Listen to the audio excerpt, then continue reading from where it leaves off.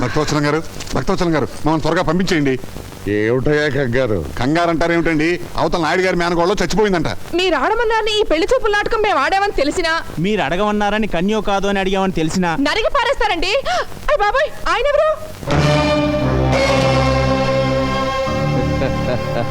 మొత్తం రికార్డ్ అయింది. Matter settle చేసుకోవలసింది మేమిద్దరం.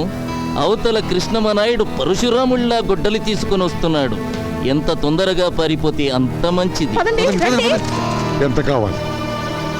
ఒక్కసారి అలా వస్తారా? సార్, మీ ఆశీస్సులు కావాలి సార్. డైరెక్ట్ గా చెప్పు. 2 చేతులతోనూ సంపాదిస్తున్నారు, ఒక చేత్తో దానం చేయండి సార్. నేను మీ ఎక్స్టెన్షన్ కార్డు లాంటి వాడిని. కలుపుకోండి, షో తిప్పండి. సిగ్గు లేకుండా చెబుతున్నాను సార్. కృష్ణమనాయుడు తండ్రి మా అమ్మనుంచుకున్నాడు. నాయుడు ఫ్యామిలీలో నువ్వు కర్ణుడువా? అయితే చేయగలుగుతాను. కర్ణుడివా అని చెయ్యి కలిపితే మీరు కౌరవులైపోతారు సార్. ఏం పర్వాలేదు. పాండవులు నెగ్గడానికి ఇది ద్వాపర యుగం కాదయ్యా, కలియుగం.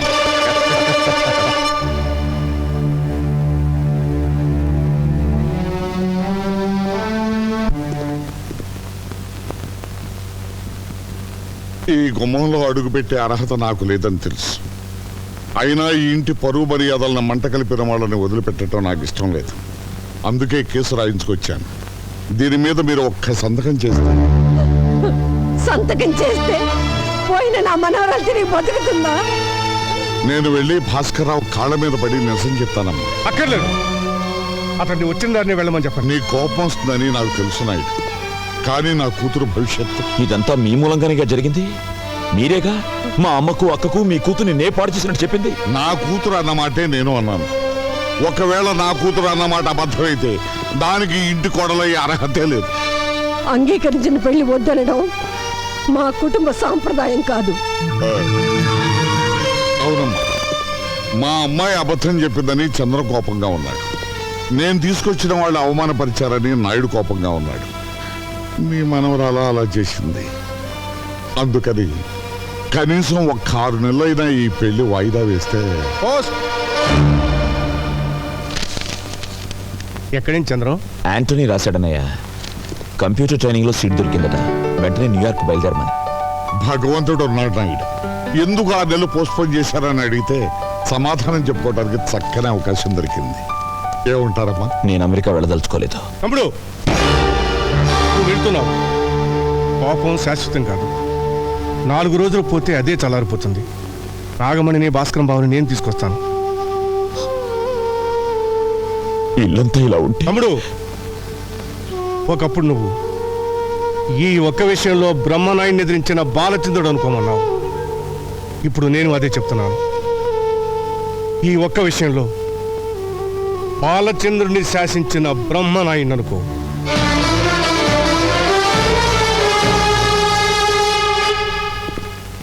చిచ్చి, నాయుడు గారి కుటుంబం అంటే ఏమో అనుకున్నాను. ఇంత చీప్ మనిషి అనుకోలేదు. ఏం జరిగింది డాడీ? ఇంకా ఏం జరగాలమ్మా? మనం పెళ్లి చూపులకు వెళ్ళే టైం బాగోలేదట. నువ్వు పెళ్లి కాకుండా ఆ ఇంట్లో అడుగు పెడితేనే ఇంత అనర్థం జరిగింది.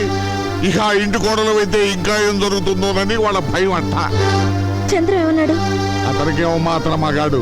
తగలబడిపోయే నీ జీవితాన్ని గురించి ఎందుకు ఆలోచిస్తాడు? అతని భవిష్యత్తు గురించి అతను అమెరికా వెళ్ళిపోతున్నాడు.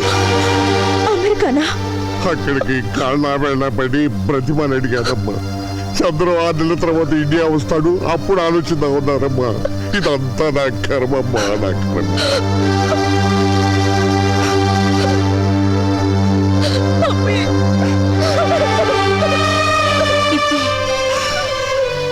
ఊరుకోమ్మా, ఊరుకో.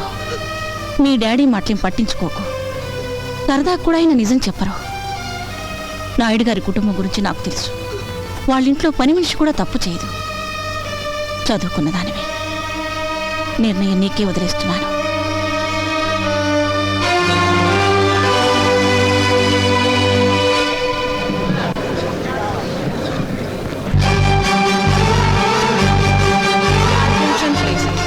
Passengers traveling by flight Air India 4607 to New York are requested to go through the customs and security నాకు చెప్పకుండా అమెరికా ఎందుకు వెళ్ళిపోతున్నా?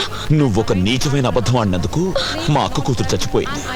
ఏ ఊళ్ళో మా మేనకోల అవమానానికి గురైందో, ఏ ఊళ్ళో మా హేమ కన్ను మూసిందో ఆ ఊళ్ళో పెళ్లి ఊరేగింపు జరపమంటావా? చంద్ర, నేను అబద్ధం ఆడింది మా నాన్న చేత మీ అన్నయ్య కాళ్ళు పట్టించాలని, మన పెళ్లి కొప్పించాలని.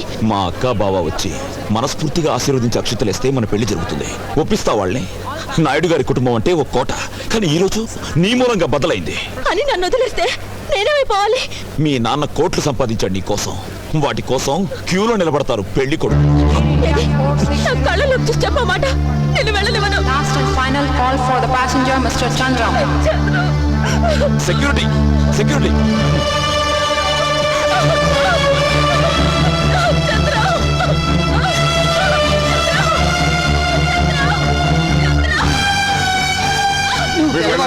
వెళ్ళండి, కంగారు పడకు. నువ్వు చెడిపోలేదని నాకు ముందే తెలిసి ఈ పెళ్లి ఆపడానికి నేను నాటకం ఆడాను. అందుకే ఆవిడ అమెరికా వెళుతున్నాడు. అతను అమెరికా నుంచి తిరిగి వచ్చే వరకు నేను ఆగుతాను. నువ్వు ఆగుతావు, కానీ నేను ఆగుతాను. ఈ లోపుగా రాకేష్ తో నీ పెళ్లి జరిపిస్తాను. రే బబులు, దీనికి పెళ్లి అయ్యే వరకు ఎక్కడికి వాళ్ళు కూడా కప్పలవుతాం. ఏదైనా మిస్టేక్ జరిగిందో నీ ప్రాణం తీస్తాను, జాగ్రత్త. పద. నాకివ్వవా? వాడెవడికో ఇస్తావా? నేను కాపలా ఉండాలా? నేనేవైనా బ్రోకర్ అనుకుంటున్నావా? నేపాలి గోర్ఖాన్ అనుకుంటున్నావా?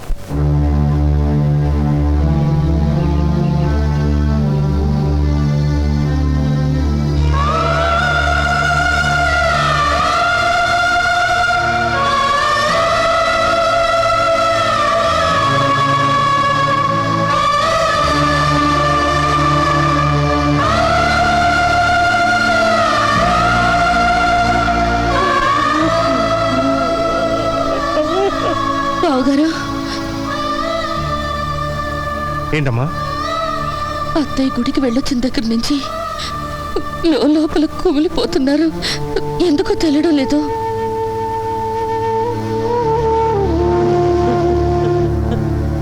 అమ్మా,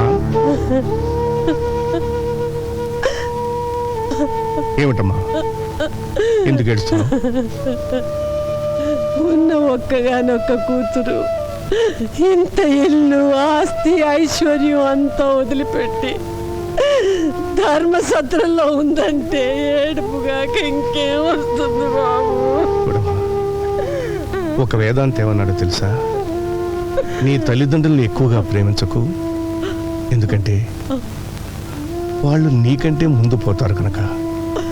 అలాగే నీ బిడ్డలను కూడా ఎక్కువగా ప్రేమించకు, ఎందుకంటే వాళ్ళకంటే ముందు నువ్వు పోతావు కనుక. నిజమే నాయన, కానీ ఇది యంత్రం కాదుగా, రక్త మాంసాల ముద్ద. ఇది నడిచేది పెట్రోల్తో కాదు, ప్రేమ పాసాలతో నాయనా.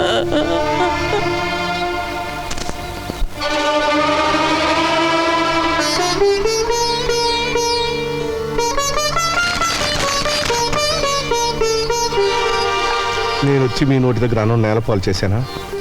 పెళ్లికి తిరిగి పిల్ల కాటిపాలైంది, అంతకన్నా బాధే ఉందిలే. తప్పు చేసి కొందరు శిక్ష అనుభవిస్తారు, తప్పు చేయకుండానే. నువ్వు అనుభవిస్తున్నావని నన్ను నమ్మమంటావు, అంతేగా? చూడమ్మా, ఆయన మన ఇంటి అల్లుడే గాని మన రక్తం పంచు పుట్టినవాడు కాదు. నువ్వు మా రక్తానివి, నువ్వని అర్థం చేసుకో.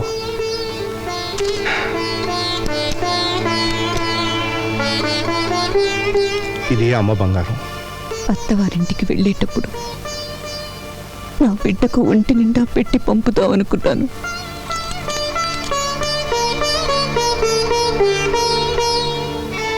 ఇది మీరు ఇంతవరకు తీసుకొని పొలం మీద వచ్చిన ఐవేసు.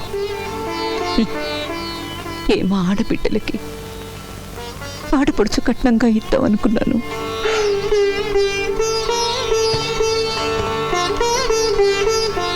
ఇది నీ 18 ఎకరాల పొలం తాలూకు దస్తావేజు. అమ్మా, నలుగురు తోడబుట్టిన వాళ్ళు ఊళ్ళో ఉండగా నువ్వు ధర్మసత్రంలో ఉంటావమ్మా. ఇన్నాళ్ళు అన్న ఇంట్లో ఉన్నాను, ఇప్పుడు నాన్న కట్టించిన ధర్మసత్రంలో ఉంటున్నాను. ఇన్నాళ్ళు అన్న పెట్టిన అన్నం తిన్నాను, ఇప్పుడు నాన్న పెడుతున్న భిక్షం తింటున్నాను.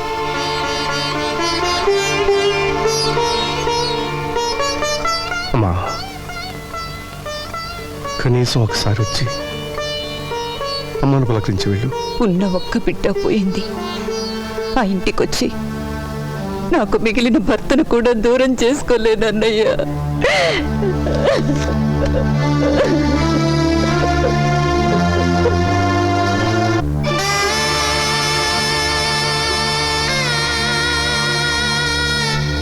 దీక్షితులు గారు, ఎప్పుడైనా ఆయన వచ్చి ఇలా మాట్లాడి వెళ్ళే హక్కు మిగిల్చుకోవాలంటే ఇవి ఇక్కడ మిగిలిపోకూడదు. తీసుకువెళ్ళండి.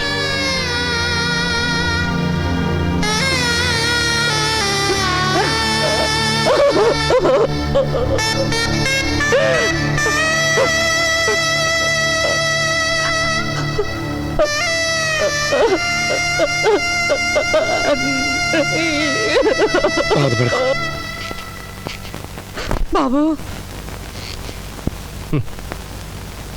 అది వెంకటేశ్వర నాయుడు గారి కూతురమ్మా.